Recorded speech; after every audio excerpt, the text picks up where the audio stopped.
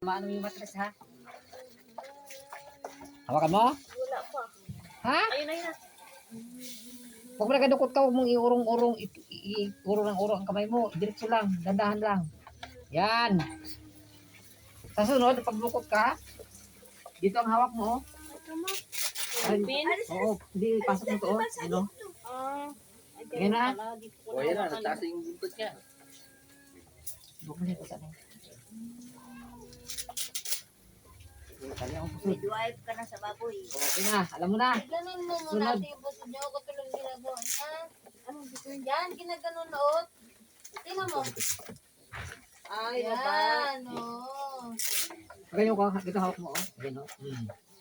Sundot. Yan. Hindi ulit. Yan. Sige, hindi mo na-distrad.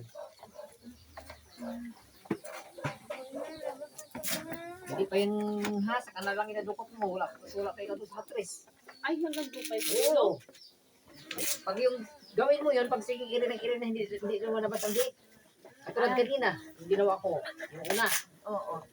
Yun ang pinakamahirap. Kasi hanggang dito yun. Okay, ang point. Hanapin mo talaga sa ilalim.